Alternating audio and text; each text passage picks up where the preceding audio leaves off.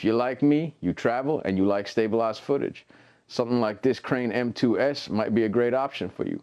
But let me tell you something about it. DNA made from Nikon Z chromosomes, homie. I guess my secret's out and now you know me. So I'm filming this exactly on Thanksgiving Day, as a matter of fact, here in the United States, which is November 24th. And that means that it's also Black Friday sales, or at least it has been since the beginning of November. It seems these days that Black Friday is like a month-long event, you know what I'm saying? So I'm going to be traveling soon, and I do like to use gimbals because gimbals are a great equalizer to create stabilized footage across all cameras regardless of the system, because not all camera systems develop electronic stabilization or IBIS or all these stabilizations that have now come out at an equal level. Some are better than the others, and to tell you the truth, the ones that I have, the camera systems that I've invested into, they're not that great. So I do like to use gimbals. Gimbals are a fantastic equalizer when it comes to that.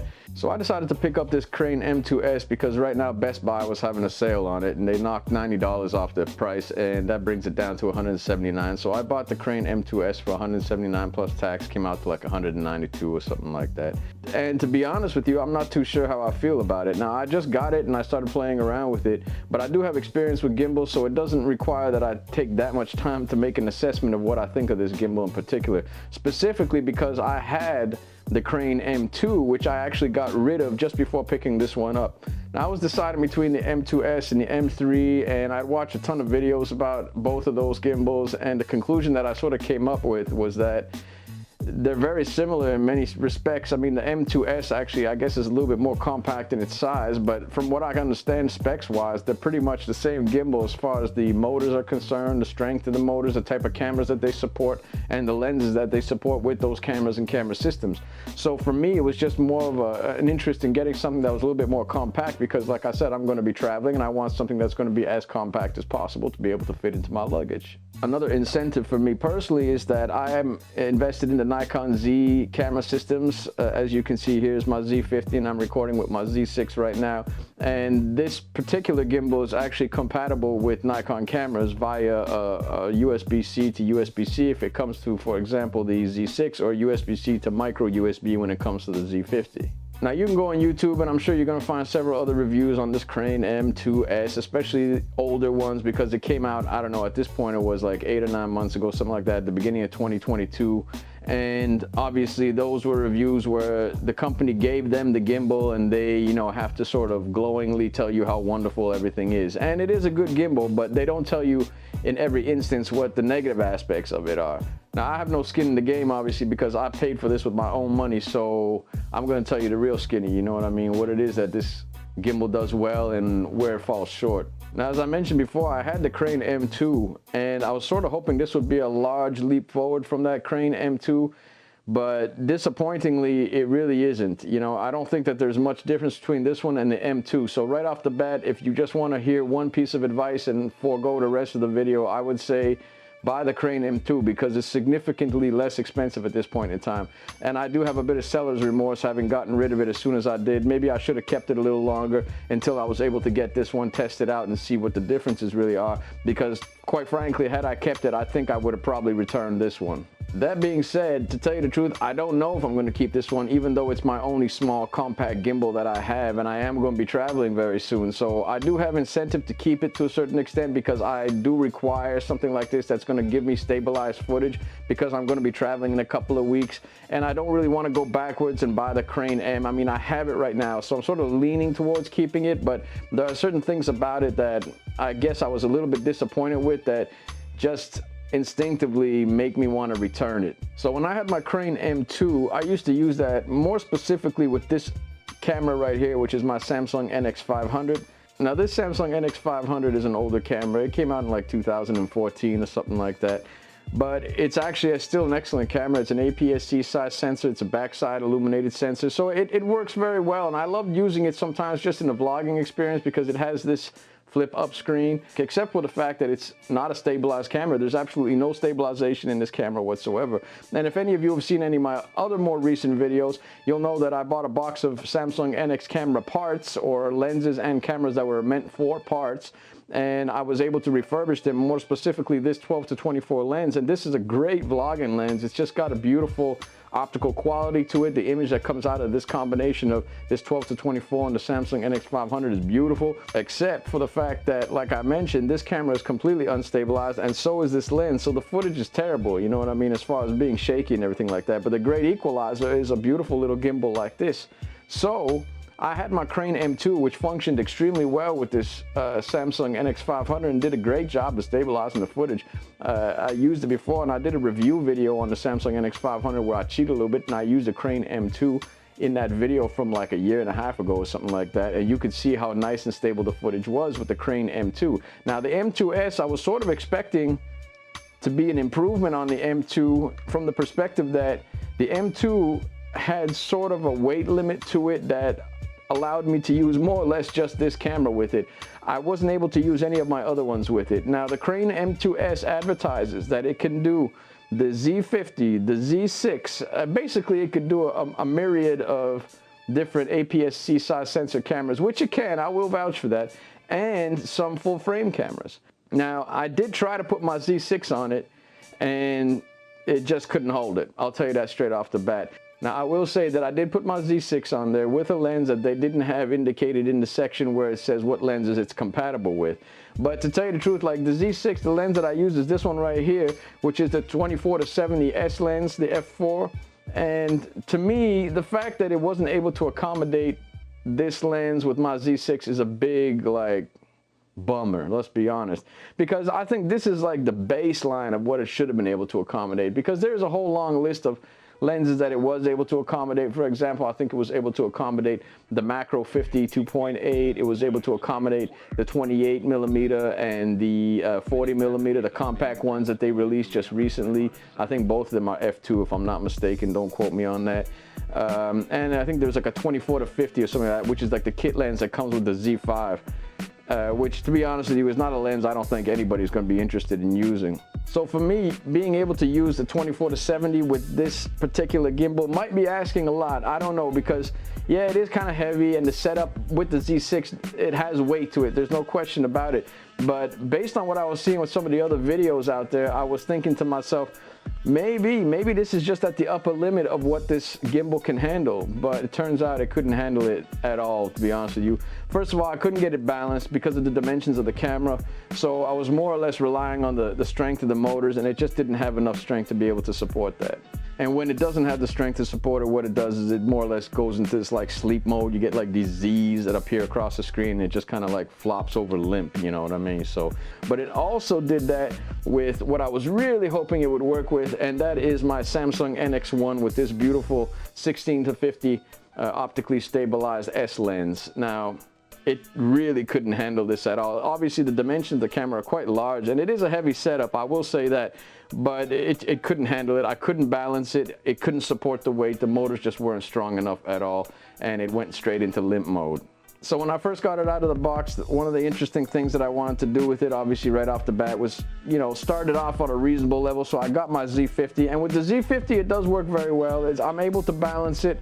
I will say this, if you're somebody who has a Z50 with the small rig adapter plate at the bottom, you're gonna have to take that off. It's a big handy help to remove that, because just dimensionally, it doesn't allow you to get to a point where you're actually able to balance it very well. But because of the viewfinder here, it's also a struggle to balance it on all axes. So it's kind of a challenge with the Z50, as I would think that the Z50 sort of tests the upper limit of what this gimbal is able to accommodate. Now, as you can see, obviously the NX500 doesn't have a viewfinder, and if you're somebody with like a ZV-1 or a ZV-E10 Sony, I think this gimbal is, if that's all you're intending to use it with, you'll be plenty happy with it. Also, I think most of the Sony APS-C cameras, they don't have the viewfinder sticking up on top like that. They have the viewfinders, I guess, here somewhere in the corner, so the profile is a little bit lower, so you'll be able to probably balance those cameras without much effort or too much trouble. And so I was able to balance it, and it did work. It worked quite well to accommodate the Z50 with the kit lens. And then I decided I was going to step it up a bit. And so what I did was I grabbed the FTZ adapter, and to be honest with you, I wasn't sure if this would work or not, because I knew that dimensionally it was going to be difficult to sort of balance it at all, and I actually wasn't able to balance it. But basically, I took the FTZ adapter, I attached my beautiful Nikon 12 to 24, this is the f4, which is quite a heavy lens, I will say. So you have the length here, obviously minus the caps, but you have the length of that attached to the Z50. Let me put it together and I'll show you what I'm talking about. Okay, here you can see the Z50 with the FTZ adapter and the 12-24 lens. Now this is a long setup. I mean, just lengthwise, it's not the most comfortable thing in the world. I did a video on vlogging with the Z50 and I used this lens as an example of one that you might consider using with the FTZ adapter, and it's a beautiful lens. Like I said in the video, it's probably one of my favorite lenses that I have as far as the sharpness is concerned. The image that comes off of it is wonderful. I love it, but it's heavy. This whole setup is heavy, so it's sort of a heavy thing to hold up all day long, even just the camera and the lens itself.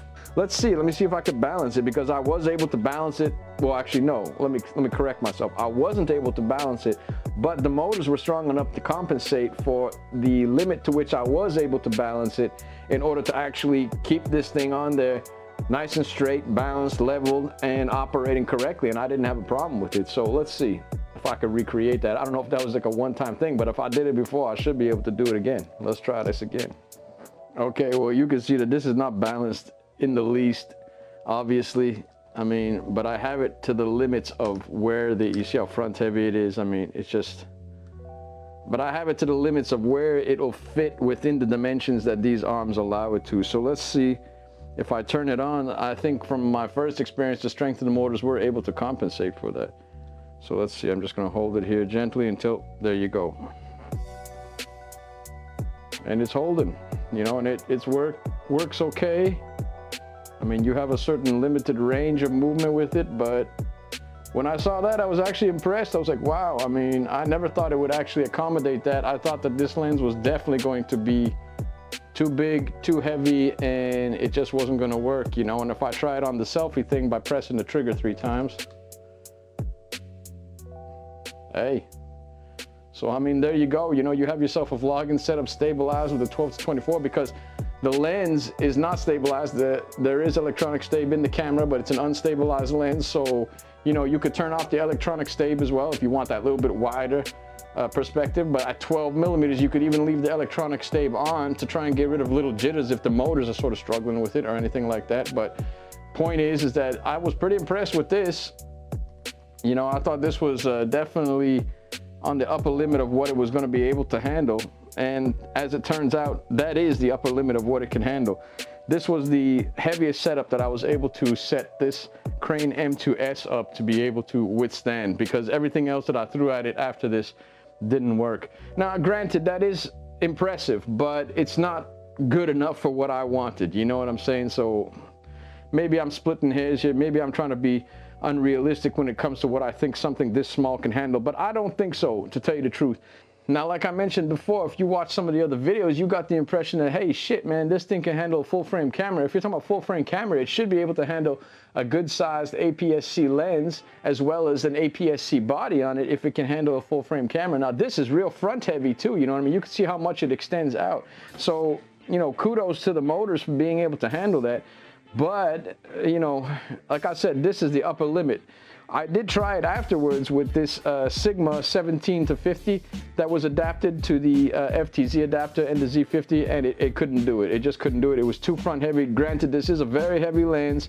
I don't know if it's something that you're going to want to be carrying around as a vlogging lens anyways, but even if you wanted to use it to shoot other scenes, you know, B-roll, something like this, this is something that you're going to have to reconsider. It's just not going to work. It's not going to work at all with this Z50 and the FTZ adapter. It just makes it way too front heavy, and I think it surpasses what the weight limits of these motors are. So you must be saying to yourself, okay, that sounds like a glowing review. What's so bad about this thing? I expected more, I really did. And honestly, Zhiyun or June or however you say it, I think one mistake that you had was giving it to so many people who give what I think personally are a bit biased reviews. Now, I'd love to try it. If you want to send me future products, I'd be happy to try it. But know this, I'm going to tell you exactly what it is that I think is good and bad about it. It's small, it's compact. It certainly can handle a lot of cameras that are on the small to medium size of things. But I want something that is small, compact like this necessarily, with more latitude to handle higher weight capacities. Now, I have a few suggestions as to how that may be accomplished. First of all, the big challenge on something with this kind of a compact size, with the armature being the length and you know, having the dimensions that it does have, is balancing. And I think if you can balance, then you might be able to, you know, alleviate some of the stress on the motors that you necessarily will implicate on them, and then you'll be able to handle higher weights. One suggestion that I have is if the armatures, for example, have an extendability to them, so they will maintain this dimension if you need them to be this dimension. So if you're working with something like this setup, the Z50 or the Samsung NX500 or ZV-1 or ZV-E10 or Canon M6 Mark II or whatever it happens to be, something of that size, then you leave it in this structure. But if you want to jump it up to a full frame or something like this very heavy APS-C camera, this NX1, you have this extension that you're able to just pull it out by, let's say, 3/4 of an inch, something like that, that's going to give you a little bit more space to work with. And there's no reason why you can't maintain a small handle size like this with larger arms. Now, I know what you're going to say. They already have something like this. It's called the Crane M3. And actually, that was more the one that I was interested in. However, if you look at the specs of the Crane M3 versus the Crane M2, now I haven't tried the Crane M3, so I can't say for certain, but if you look at the specs, apparently they can handle the exact same cameras. Apparently they can handle the exact same camera and lens combinations. So it would stand to reason that if this one struggles to do it, so will the Crane M3. Which leads me to believe that though the Crane M3 is larger in dimension as far as the armatures are concerned, the motors are probably the same. Now, if the motors are the same, they're just not strong enough. They have to be a little bit stronger. It's so close, June. It's so close. Like you guys are almost there with this, you know what I mean? But you're not there quite yet. You're not there quite yet for me to say that I justifiably got rid of my Crane M2 for this Crane M2S. I'm sort of sorry that I did that as quickly as I did. I should have kept the Crane M2 until I received the Crane M2S, because this would go right back and I'd still be using my Crane M2. So in conclusion, what I would say is that if you're looking for one to purchase, I'd probably go with the Crane M2, the original, over the M2S and the M3 because of the price difference. You can get a Crane, well, I know what I sold mine for, and it was less than half of what I paid for this one. So the point is that you can get one for a very inexpensive price, and they're just as good. I mean, they're like 95% of the way to this one. This one might have a bit stronger focus motors on it, that's for sure. And it has this little light thingy here, which is pretty cool, I guess. You know what I mean? I don't know how useful that is or how many people are going to use it, but in some situations, it actually is pretty cool. You might find yourself using it, and it has different intensities.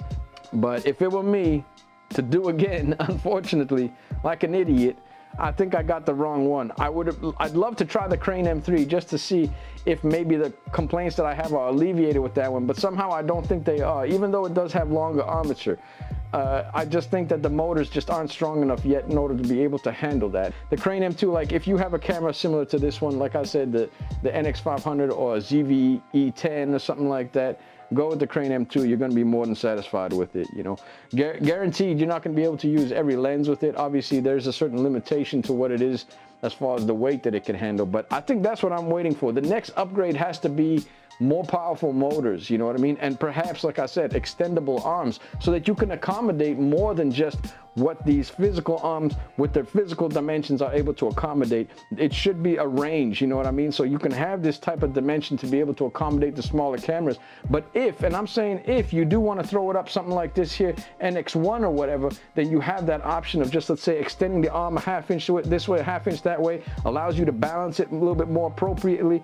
And then with having stronger motors on it, you can accommodate that weight. Shouldn't be a problem. And there really shouldn't be a problem as far as like putting stronger motors on it. I mean, I have a gimbal, an older one, a Feiyutech AK2000, which can easily handle all this kind of stuff. And granted, that's a big gimbal, like compared in size, it's probably about twice the size, but the motors are clearly strong enough. So if you can kind of like take those motors or motors similar to that, perhaps a little bit more compact in size as things go on, tend to get stronger and smaller, then maybe you got something going on here in the next versions of this. But I don't know. I think that there were just too many glowing reviews on YouTube that kind of convinced me that the M2S was the one to get, and I got it. And to tell you the truth, I sort of regret it now. It might go back. I might end up keeping it just because, like I said, I'm traveling so soon that I'm not going to sell this and buy back another M2. It just seems stupid at this point in time. I'd rather just keep this.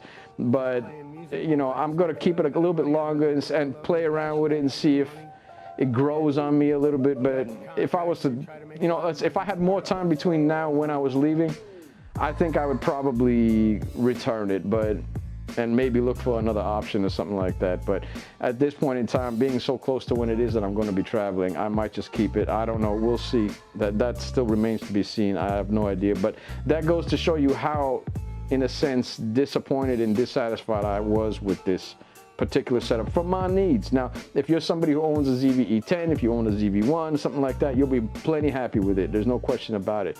But if you actually want to try and get bigger stuff on there, now, like I said, this is impressive, but the range of movement is very little because you're right at the end there. You know what I mean? There's not much space here between where the screen is and where the motors are. You know what I mean? So you're dealing with very, very finite sort of ranges of motion, but hey, it does work, I guess, to some extent.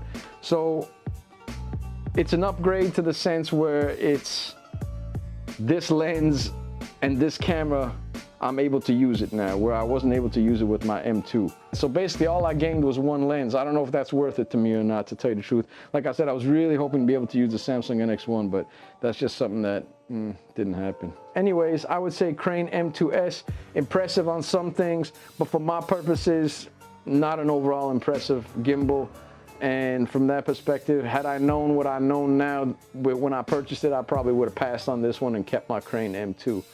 Now, I hope that helps you out, somebody out there, if you're interested, you know what I mean? I will say this, if you are interested in it, now's a good time to buy it because there's a good deal going on at Best Buy. It's the lowest price that I'd ever seen for this gimbal, and I think it's the lowest price that's being sold out there. There are sales elsewhere, but Best Buy does have the best price right now, and I'm not affiliated with Best Buy or anything like that. It just happens to be where I bought it, and I'm somebody who always checks for the best deal, and I can guarantee you that at this point in time, when I make this video on Thanksgiving Day 2022, Best Buy is offering the best deal on this. So that's where I got it from, and that's where it may be going back to. We'll see. But in any case, I hope y'all enjoyed that, got something out of it, and y'all, I'll check you next time. Peace.